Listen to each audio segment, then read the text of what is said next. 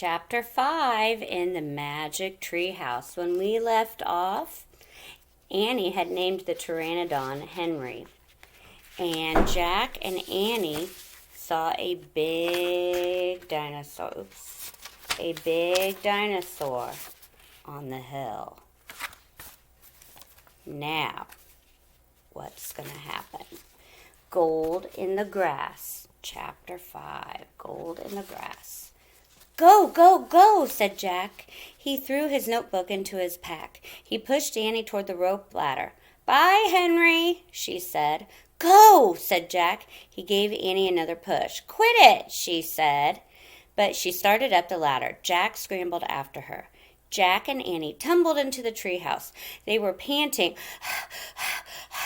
as they looked out the window at the dinosaur. It was standing on the hilltop, eating flowers off a tree. Oh, man, whispered Jack. We are in a long time ago. The dinosaur looked like a huge rhinoceros with 3 horns instead of 1.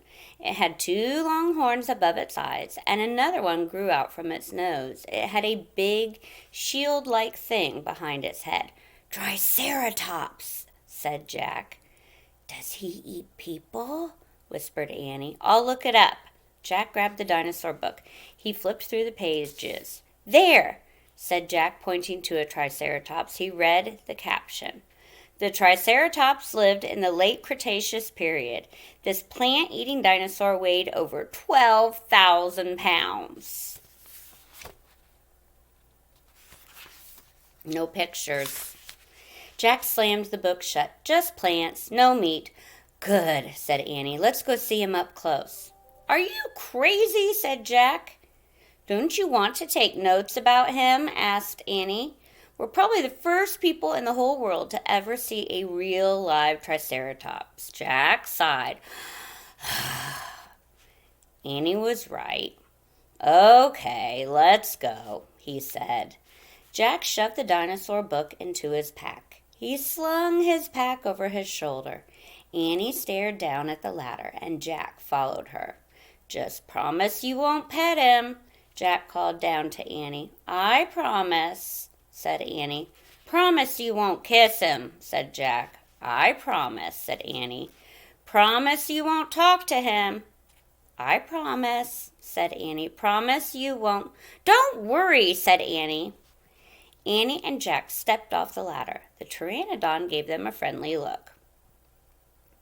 Annie blew him a kiss. Be back soon, Henry, she called. Shh, said Jack, and he led the way slowly and carefully through the ferns. Ferns are large plants. When Jack and Annie reached the bottom of the hill, they knelt behind a bush. Annie started to speak, but Jack quickly put his finger to her lips. Then he and Annie peeked out at the Triceratops. The dinosaur was bigger than a truck. He was eating flowers off a magnolia tree. Jack slipped out of his pack. He wrote his notebook out of his pack. Eats flowers. Annie nudged him. Jack ignored her. He studied the Triceratops again. He wrote, eat slowly. Annie nudged him harder. Jack looked at her. Annie pointed to herself. She walked her fingers through the air. She pointed to the dinosaur. She smiled. Is she teasing? Jack wondered. Annie waved at Jack. Jack started to grab her. She laughed and jumped away, and then she fell into the grass in full view of the Triceratops. Get back, whispered Jack. Too late. The big dinosaur had spotted Annie. He gazed down at her from the hilltop. Half a magnolia flower was sticking out of his mouth. Oops, said Annie. Get back, Jack said again. He looks nice, Jack, Annie said. Nice? Watch out for his horns, Annie, said Jack. The Triceratops gazed calmly down at Annie. There he turned and loped down the side of the hill. He just kind of walked slowly. Bye, said Annie. She turned back to Jack. See? Jack grunted, but wrote in his book. Nice.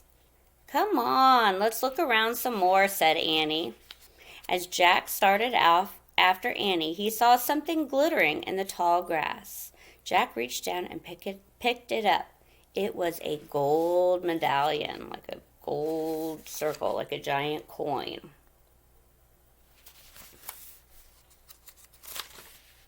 A letter was engraved on the medallion, a fancy M.